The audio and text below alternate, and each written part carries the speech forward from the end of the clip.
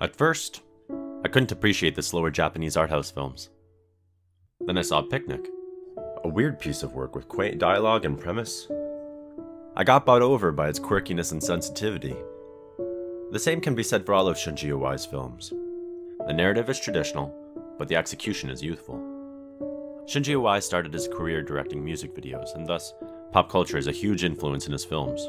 He uses pop music and even casts pop singers in his films.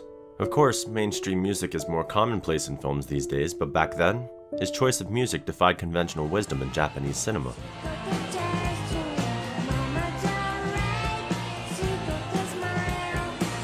At certain junctures, the music breathes in for an extended period. No dialogue, no plotting, just music.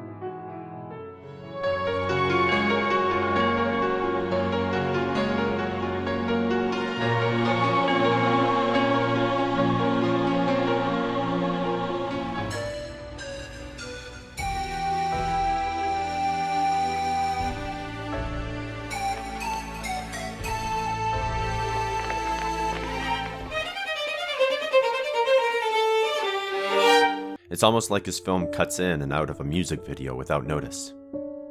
Shunji Iwai's choice of music relates to the audience's emotion in a very direct way, whether it's sad, or happy, fast, or slow. It captures energy and emotion in a way dialogues are unable to. The combination of music and beautiful scenery creates some sort of nostalgia, a theme heavily compounded in his films. If you want to learn more about Shunji Iwai's work, the Kon Ichikawa Story is the best place to start. This is an experimental biopic where Shunji Iwai explores the life of Kon Ichikawa through a conversation with the viewers. He uses alternative music, sound design, and photography as the main approach. The screen is often black with centralized texts. It creates a kind of intimate moment with the audience. The script is composed heavily of his personal thoughts from time spent with Kon Ichikawa. It is not a biopic with heavy facts and information. Rather, it is a conversation about Kon Ichikawa, between him and us. This is exactly what Shunji Iwai's characters are about. One's a company, and two's a crowd. For example, in Love Letter, the main story revolves around the letters sent between the two main characters.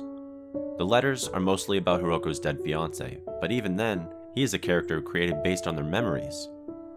The other characters push the plot, but the charm of Shunji Iwai's films mainly focuses on the intimacies of a conversation. A chat room for All About Lily Chou Chou is the main narrative device in the film. The characters share their deepest thoughts here and hide from the harsh reality with Lily Chou Chou's music. Again, we see a text conversation.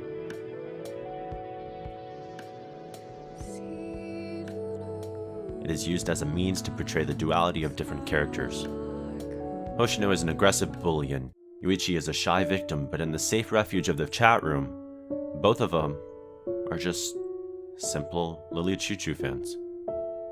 Shunji Iwai is able to draw the audience into personal spaces between any two characters with this technique.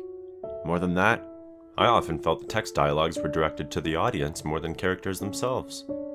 A blank screen with plain text often forces us to read and contemplate on an emotion that visuals cannot depict.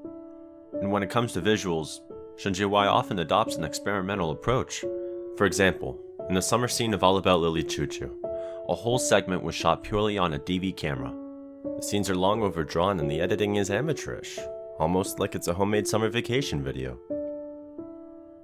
Another example would be the recounting of a day's memory in Swallowtail, or a shaky live performance. Why would Shunji Iwai go so far? What is he really trying to capture?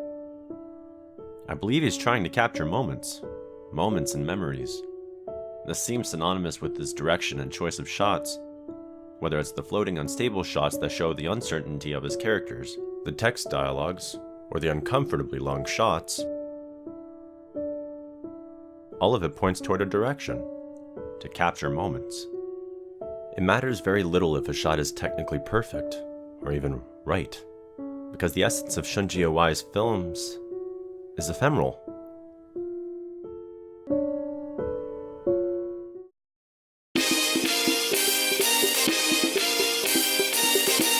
I